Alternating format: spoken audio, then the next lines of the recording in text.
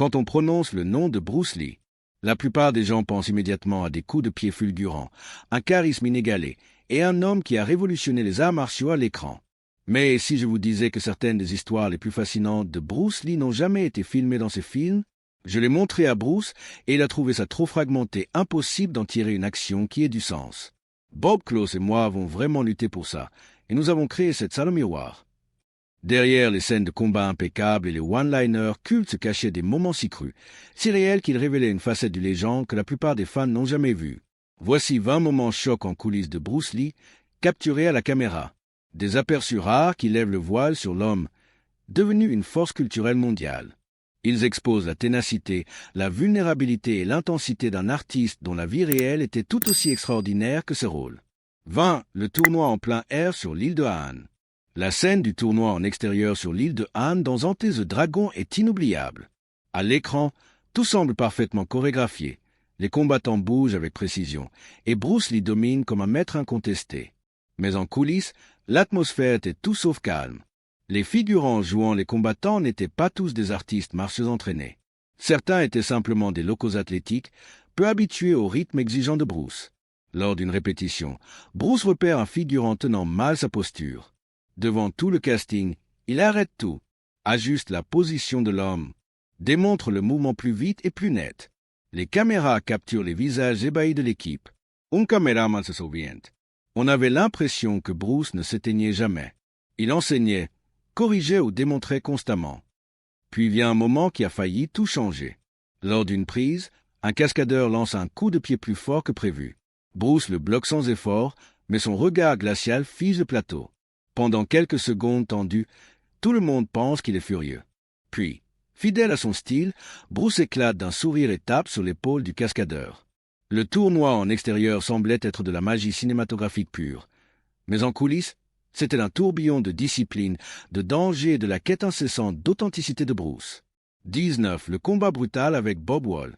Bob Wall, artiste martial accompli, affronte Bruce dans l'un des combats les plus mémorables du film. Le plan était simple. Bob brise une planche en bois, Bruce lance sa réplique culte, le combat s'enchaîne en mouvements minutés. Mais Bruce Lee ne tolérait pas les demi-mesures. Il insiste pour que Bob frappe à pleine puissance afin que la scène paraisse réelle, ce qui stupéfie l'équipe entière. Quand Bob lance un coup de pied circulaire féroce, Bruce contre-attaque avec une vitesse fulgurante si rapide et puissante qu'il touche vraiment. Bob s'écrase dans le décor, manquant de percuter des figurants proches. Certains disent que Bruce s'excuse immédiatement. D'autres affirment qu'il sourit simplement et dit à Bob de se relever. Quoi qu'il en soit, la tension explose sur le plateau. Des rumeurs circulent. Bob voudrait frapper plus fort pour prouver qu'il n'a pas peur. Pendant quelques minutes terrifiantes, personne ne sait si le combat va dégénérer en bagarre réelle. Mais ce qui choque le plus, c'est la façon dont Bruce gère la situation ensuite. Au lieu de traiter cela comme un accident, il loue la robustesse de Bob devant l'équipe. Sans force réelle, le public n'y croira jamais. Cette philosophie de pousser les limites, même au risque de la douleur, définissait l'approche entière de Bruce au cinéma. 18. Le combat qui semblait trop réel. Enter the Dragon est souvent salué comme le chef-d'œuvre de Bruce Lee et pour cause. Les combats sont à couper le souffle. Mais certaines des séquences les plus intenses venaient avec leur lot de drama en coulisses. Une répétition de combats capturés à la caméra montre jusqu'où Bruce poussait lui-même et les autres. La scène en question, Bruce affronte plusieurs adversaires dans la cour. À l'écran, cela semble effortless. Bruce démonte ses attaquants un par un avec vitesse, précision et style. Mais en coulisses, la chorégraphie était tout sauf simple. Beaucoup de figurants n'étaient pas professionnels et rataient souvent leurs attaques. Bruce, pour qui le timing était tout, devient visiblement frustré. À un moment, un cascadeur charge une mesure trop tôt. Bruce improvise et contre avec un coup réel qui touche plus fort que prévu, envoyant l'homme au sol. L'équipe se fige, incertaine si le cascadeur est blessé. Bruce l'aide immédiatement à se relever, mais les caméras capturent la tension dans son expression. Ce n'était pas du jeu. C'était le perfectionniste en lui qui bouillonnait. Au lieu de demander une pause, Bruce réinitialise la scène et exige de la refaire jusqu'à ce que le rythme soit impeccable. Pour Bruce, la chorégraphie de combat était une philosophie en mouvement, et il ne laissait pas un timing approximatif la ruiner. Ces images brutes révèlent Bruce comme un perfectionniste en feu, poussant ses collègues au-delà de l'épuisement. 17. La finale dans la salle au miroir. La finale dans la salle au miroir de Enter the Dragon est l'une des scènes de combat les plus iconiques du cinéma. Bruce face à Anne dans un labyrinthe éblouissant de reflets. À l'écran, c'est un équilibre parfait entre style et brutalité. Mais en coulisses, la réalité était bien plus dangereuse. Le décor lui-même était un cauchemar. Des dizaines de miroirs créant des reflets infinis, désorientant même les caméramens les plus expérimentés. Pour Bruce, la chorégraphie était particulièrement difficile. Chaque mouvement risquait de briser du verre. Lors d'une répétition, un coup fulgurant de Bruce touche plus fort que prévu, fracassant un miroir en éclats qui pleure sur le sol. L'équipe accourt, terrifiée qu'il se soit blessé. Mais au lieu de reculer, Bruce balaie le verre de son bras et exige que les caméras continuent à tourner. Son intensité prouve son engagement pour le réalisme. Le danger n'était pas une illusion. Avec des fragments tranchants éparpillés, chaque coup de pied ou rotation risquait une blessure grave. Un caméraman admettra plus tard qu'il peinait à garder la caméra stable, craignant que Bruce glisse ou se coupe. Bruce insistait pour utiliser de vrais miroirs plutôt que des accessoires plus sûrs. Seule la réalité peut capturer l'impact psychologique de la scène. Les images de ces répétitions montrent une détermination brute rarement vue à Hollywood. La sueur de Bruce luisant sous les lumières, ses poings tranchant les reflets, le fracas audible du verre qui se brise.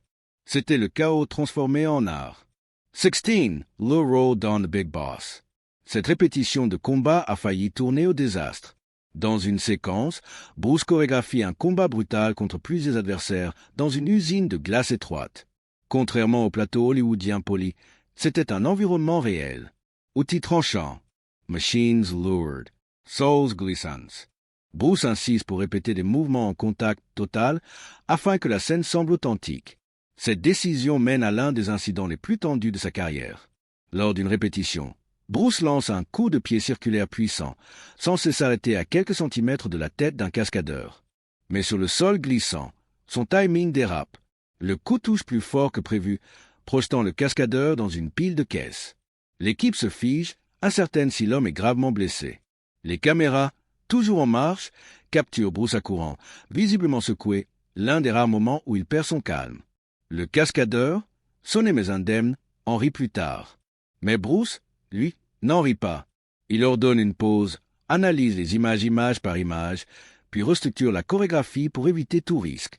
Son perfectionnisme était légendaire, mais son sens des responsabilités l'était tout autant quand les choses tournaient mal. Ce n'était pas choquant parce qu'il avait fait une erreur, mais parce que cela montrait le poids énorme qu'il portait pour livrer des arts martiaux réels sans jamais vraiment blesser quelqu'un. 15. Le coup de poing unique. Entre la chaleur étouffante, les lieux rugueux et la chorégraphie brute, le plateau devient une cocotte minute de tension lors d'une scène où Bruce affronte plusieurs adversaires dehors, près de l'usine de glace. La chorégraphie prévoit une série de points rapides, suivi d'un coup de pied dévastateur envoyant un cascadeur au sol. Sur le papier, c'est simple. En réalité, la vitesse légendaire de Bruce rend cela presque impossible pour le cascadeur de réagir à temps. Lors d'une prise, Bruce lance ses poings si vite que le timing ne correspond pas. Résultat, un coup à pleine force touche la mâchoire de l'homme. Les caméras capturent le cascadeur titubant, sonné avant de s'effondrer. Pendant un moment tendu, le plateau est mortellement silencieux. L'équipe ignore si c'est du jeu ou s'il est vraiment KO. Bruce lâche immédiatement le personnage et s'agenouille près du cascadeur. Heureusement, la blessure n'est pas grave. Mais ce que Bruce fait ensuite est incroyable. Au lieu de ralentir ses coups, il re-entraîne l'équipe de cascadeurs lui-même, les drillant sans relâche jusqu'à ce que leur réaction égale ses mouvements. Il voulait de l'authenticité, mais aussi de la sécurité, et il était prêt à investir des heures supplémentaires pour les deux. Ces images en coulisses montrent Bruce non seulement comme la star de The Big Boss, mais comme un professeur poussant son équipe au-delà de ses limites. C'était choquant, dangereux, mais la preuve de l'engagement de Bruce pour les arts martiaux comme art et discipline. 14. L'erreur de vitesse. À mi-parcours de la production de The Big Boss, Bruce Lee s'était déjà forgé une réputation sur le plateau, inspirant et intimidant. Sa vitesse était inégalée, sa présence magnétique, son engagement pour les arts martiaux absolus. Mais une séquence de combat teste non seulement sa patience, mais les nerfs de toute l'équipe. La scène se déroule dans une cour poussiéreuse où Bruce affronte un groupe d'attaquants en même temps. Les cascadeurs, majoritairement des locaux enthousiastes mais peu entraînés, veulent impressionner Bruce et poussent souvent plus fort que prévu. Lors d'une répétition, un cascadeur brise la formation et charge trop agressivement, lançant un vrai coup. Pendant une fraction de seconde, le chaos semble imminent. Mais les réflexes de Bruce prennent le dessus. Il esquive et contre avec une combinaison rapide qui finit avec son adversaire face contre terre. Les caméras capturent tout l'échange. Tout le monde se fige, incertain si Bruce va exploser ou si le cascadeur est gravement blessé. À la surprise générale, Bruce ne s'emporte pas. Il aide l'homme à se relever, le dépoussière et rappelle à l'équipe pourquoi la discipline compte plus que la bravade. Mais le message est clair, quand on se part avec Bruce, même en répétition, il n'y a pas de place pour un timing approximatif ou des mouvements imprudents. Ce moment, revu plus tard par l'équipe, montre la frontière fine entre un combat chorégraphié et un vrai. Pour Bruce, ses limites étaient souvent floues car il croyait que la caméra méritait rien de moins que la vérité absolue. C'était une philosophie dangereuse, mais qui donna à The Big Boss son astérisque tranchant brut et inoubliable astérisque. 13. Le dojo de la cour. Un combat en coulisses révèle à la fois la détermination implacable de Bruce et le prix qu'elle coûtait à ceux qui travaillaient avec lui.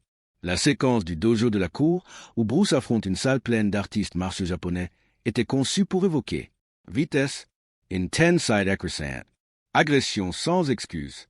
Mais l'exécuter en coulisses s'avère extrêmement difficile.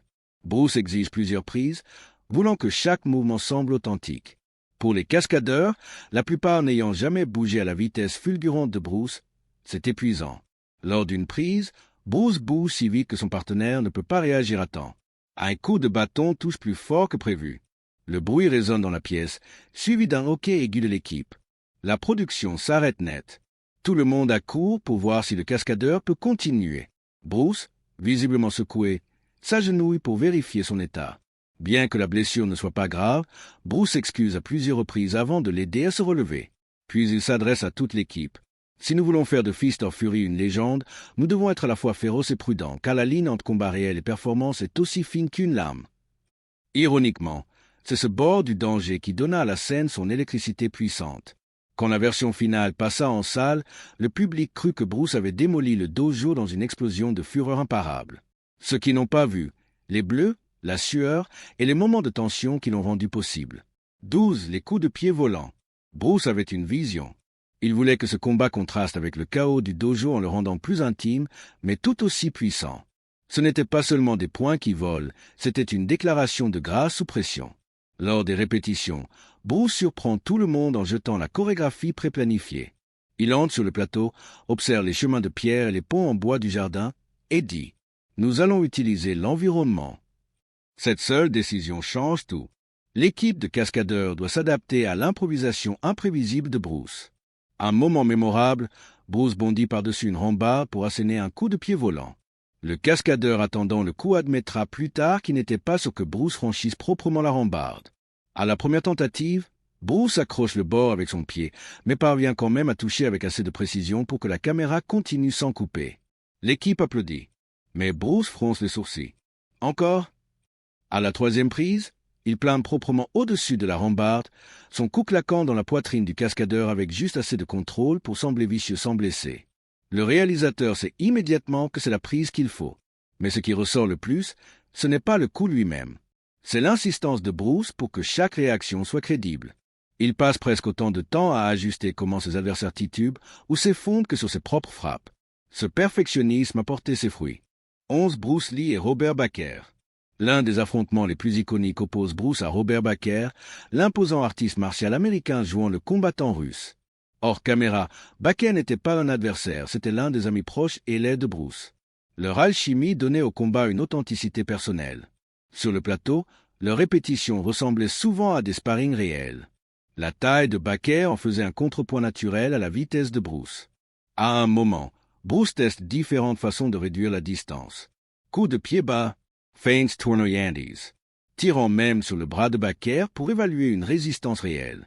Il voulait que ce soit brut, expliquera Baker plus tard, pas comme une chorégraphie de danse. Il voulait que le combat respire. Lors du tournage, les points fulgurants de Bruce frôlent si près du visage de Baker que l'équipe se fige, convaincue d'un contact. Baker sourit simplement et encaisse, car il savait que le contrôle de Bruce était inégalé. Les presse-touches faisaient partie de ce qui rendait la séquence palpitante. Le respect entre eux s'étendait hors plateau. Après avoir terminé la scène, Bruce aurait remercié Baker. « Tu m'as fait paraître plus fort en étant fort. » Cette humilité définissait l'approche de Bruce. Il élevait ses adversaires pour que le public ressente le danger et que ses victoires comptent davantage. Disent Bruce et Riki Hashimoto. Dans Fist of Fury, le bref affrontement de Bruce avec Riki Hashimoto, l'un des combattants du dojo japonais, est inoubliable. En coulisses, Riki admet qu'il peinait à suivre la vitesse de Bruce. Lors des répétitions, Bruce ralentit et lui dit « Ne cours pas après la précision, réagis simplement. Le combat doit vivre. » Sur le plateau, les coups de Bruce frôlent les cheveux de Riki. À un moment, une poussée censée être mise en scène manque de l'envoyer au sol pour de vrai. Mais au lieu de se plaindre, Riki rit. « Si tu ne me pousses pas fort, le public n'y croira pas. » La scène finale capture Bruce à son meilleur. Vitesse aveuglante, coup de pied net, son regard signature convainquant le public que sa fureur est réelle. 9. Bruce et Yashioka. Le combat de Bruce avec le maître du dojo, joué par Riki Yashioka, est l'un des moments les plus symboliques du film. Hors caméra, Yashioka est impressionné par l'énergie de Bruce, plaisantant. Sparer avec lui, c'est comme essayer d'arrêter la foudre à main nue. Lors des répétitions, Bruce insiste sur le réalisme. Lance de vrais coups. Si tu me rates exprès, la caméra le saura. Cette confiance mène à une répétition où le coup de Yashioka frôle le menton de Bruce. Au lieu de s'énerver, Bruce sourit. C'est ça. Maintenant, le combat vit. La version finale devient un duel de respect et de défi. Les attaques mesurées de Yashioka contrastent avec les contres explosifs de Bruce. La façon dont Bruce brise l'aura de supériorité du dojo électrise le public. Ce n'était pas juste un combat.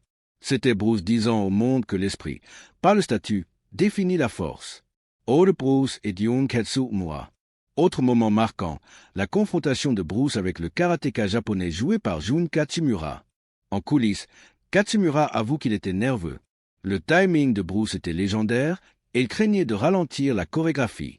Bruce le calme. N'essaie pas de suivre ma vitesse. Engage-toi simplement. Le public le sentira. Ce conseil change tout. Les attaques délibérées et puissantes de Katsumura deviennent le complément parfait aux contres agis de Bruce. Lors du tournage, Bruce improvise de petits mouvements tapes légères, changement soudain forçant Katsumura à réagir naturellement. L'équipe se souvient que les gouttes de sueur de Katsumura n'étaient pas du jeu. Il était vraiment poussé à ses limites. Ce qui rend la scène finale inoubliable, c'est sa charge émotionnelle. Bruce ne domine pas seulement son adversaire, il brise l'arrogance par une défi pure et brute. Le clash incarne le thème profond du film, la résistance contre l'oppression. 7. Le combat dans la tour. L'un des affrontements mémorables en coulisses oppose Bruce à son élève et ami réel, Karim Abdul-Jabbar. Avec plus de 2,18 mètres, Karim ressemble à un géant à côté de Bruce. Le combat n'est pas seulement un spectacle, c'est un test d'adaptabilité. En coulisses, Bruce chorégraphie le match pour souligner que la taille et l'allonge ne garantissent pas la victoire. Les membres de l'équipe se souviennent que Bruce interrompait le tournage pour expliquer sa philosophie. Plus ils sont grands, plus ils sont vulnérables à la vitesse et à la précision. Les scènes exigent d'innombrables reprises, non pas à cause d'erreurs, mais parce que Bruce voulait que chaque coup et mouvement raconte une histoire. Entre les prises, Bruce et Karim rient, échangent des conseils, improvisent des mouvements, donnant au combat une énergie authentique. La préparation en coulisses pour ces combats dans la tour reste un témoignage de la vision de Bruce. Les arts martiaux comme philosophie en mouvement. 6. Bruce Lee contre Dan Inosanto. Parmi les combats les plus durs de Game of Days, celui de Bruce contre Dan Inosanto, son élève et ami proche. Inosanto n'est pas n'importe quel adversaire, c'est un maître des arts martiaux philippins, particulièrement des bâtons et nunchaku. En coulisses, ce combat porte une énergie spéciale. Bruce se mesure à quelqu'un qu'il a directement formé. C'est un clash de maîtrise et de respect. Dan attaque Bruce avec des frappes rapides, maniant les armes avec précision, tandis que Bruce contre avec un jeu de jambes fulgurant et un timing parfait. Sur le plateau, les deux hommes éclatent souvent de rire entre les prises. L'équipe se souvient que Bruce adorait la fluidité imprévisible des mouvements de Dan. Il voulait que la scène semble moins mise en scène, plus comme un vrai test. 5. Bruce Lee contre Chuck Norris. Vient ensuite la scène iconique où Bruce affronte Chuck Norris dans le Colisée romain. Ce que beaucoup de fans ignorent, l'effort colossal pour façonner ce duel.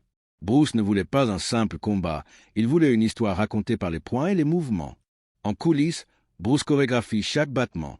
Les frappes puissantes et méthodiques de Chuck, l'adaptabilité fluide de Bruce. Il tourne sous une chaleur torride, répétant les prises jusqu'à ce que Bruce soit satisfait du rythme du combat. Il insiste pour que le combat reflète une évolution. Au début, le personnage de Chuck domine avec force brute et technique serrée. Puis Bruce s'adapte, se détendant dans son style fluide signature, submergeant son adversaire. Check admettra plus tard que l'attention aux détails de Bruce était inégalée. Chaque posture, chaque respiration, même la façon dont les poils de poitrine de Norrie sont arrachés au milieu du combat, tout était soigneusement mis en scène pour l'impact. Ce combat au Colisée reste le chef-d'œuvre cinématographique de Bruce Lee, incarnant sa philosophie. La survie et le combat dépendent de la capacité à couler, pas à résister. 4. Bruce Lee jouant avec les nunchakus sur le plateau. Autre clip surprenant en coulisses, Bruce jouant nonchalamment avec des nunchakus pendant une pause. Au lieu de rester dans le personnage ou de répéter un combat sérieux, il divertit l'équipe avec des tricks éblouissants, parfois en plaisantant en feignant de perdre le contrôle. Ce clip est choquant car il dépouille l'image féroce qu'on connaît de ses films. Bruce apparaît détendu, joueur, expérimentant avec son arme comme une extension de son corps. Sa vitesse et précision étaient inégalées, mais ce qui ressort le plus, c'est d'à quel point il rendait cela effortless, même hors caméra. 3. Bruce Lee brisant un objectif de caméra. Lors du tournage de Enter the Dragon, Bruce répète un coup de pied à haute vitesse pour un plan rapproché. Les caméras sont placées inhabituellement près pour capturer les détails. Mais le timing et la précision de Bruce sont si explosifs qu'il frappe directement dans le dispositif, fracassant l'objectif. L'équipe se fige, s'attendant à de la frustration ou des retards.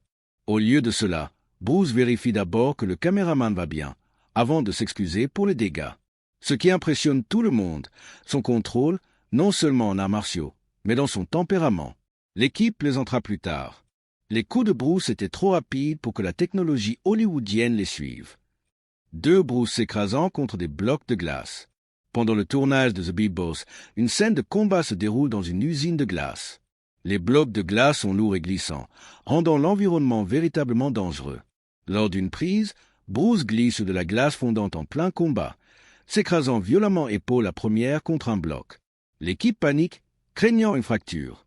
Mais Bruce se relaie rapidement, rit et insiste pour continuer. Ce qui choque l'équipe, son refus d'arrêter malgré la douleur. Plus tard, on découvrira un hématome profond, mais il termine la scène avec la même intensité qu'à l'écran. 1. Le vrai coup de poing de Bruce sur Jackie Chan. Lors du tournage de Enter the Dragon, un jeune Jackie Chan travaille comme cascadeur. Dans une scène de combat chaotique, Bruce est censé balancer un bâton et pousser Jackie de côté en toute sécurité. Mais dans la chaleur de l'action, Bruce se trompe de calcul et frappe Jackie à la tête pour de vrai. Le coup est si fort que Jackie s'effondre, se tenant la tête de douleur. Horrifié, Bruce accourt, le relève et s'excuse sans cesse.